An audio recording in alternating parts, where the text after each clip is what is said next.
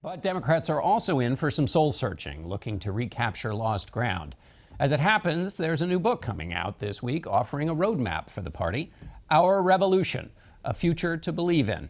And its author joins us now, a familiar fixture from campaign 2016, Vermont Senator Bernie Sanders. Welcome, Senator Sanders. Good to be with you, John.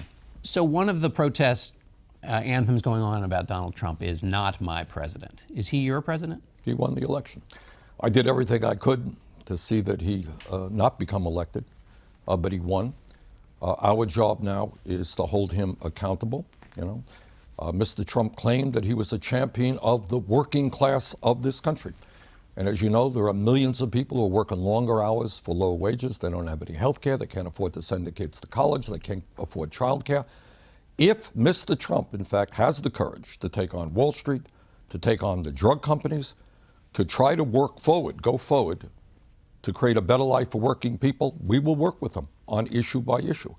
But if his presidency is going to be about discrimination, if it's going to be about scapegoating immigrants or scapegoating African Americans or Muslims, we will oppose him vigorously. A lot of Democrats are bereft at this outcome.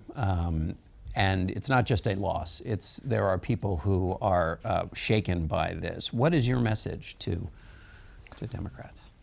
Our message is that we have to do a lot of rethinking and ask ourselves, how does it happen that we have a president, a U.S. Senate, a House, and most governorships around this country are controlled by people who want to give huge tax breaks to billionaires, many instances want to cut Social Security and Medicare and Medicaid, who do not even believe in the concept, the understanding of climate change, which is virtually unanimously agreed to by the scientific community. How does it happen that they win elections and Democrats lose?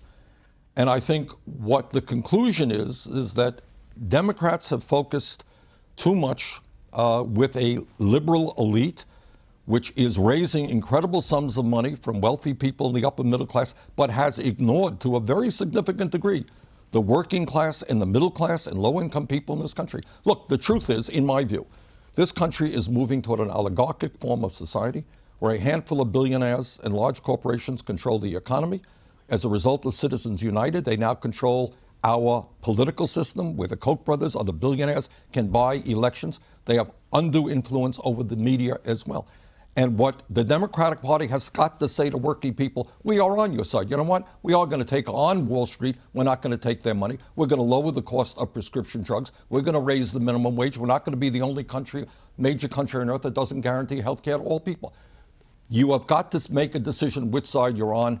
Democrats have got to stand with the working families of this country. How do you read the election result? Was it a failure of Hillary Clinton to turn out Democrats to reach that voice, or was it a victory for Donald Trump? I think it was both. I think Speaker Gingrich is right. I think Trump has very, very good political instincts. And what he understood, which many Democrats did not, is that if you are an average American out there making $30,000, $40,000, $50,000 a year, you're working longer hours for low wages, while almost all new income and wealth is going to the top 1%. You know what, John? You're pissed off. You're not happy about it. You're seeing your jobs go to China. Your kids can't afford to go to college. You can't buy the medicine that you need. You're worried to death about the future generation. Trump tapped that anger. Now, what our job is to do is to see what is his solutions. All right, he talked about the problems. Do you think throwing 20 million people off of health care is a solution to the health care crisis? Is giving hundreds of billions of dollars in tax breaks to the top 0.2% going to be the solution to income and wealth inequality? I don't think so. So our job is to say, Mr. Trump, you talked about being a champion of the working families. All right, now produce. Your rhetoric was great. Now do something.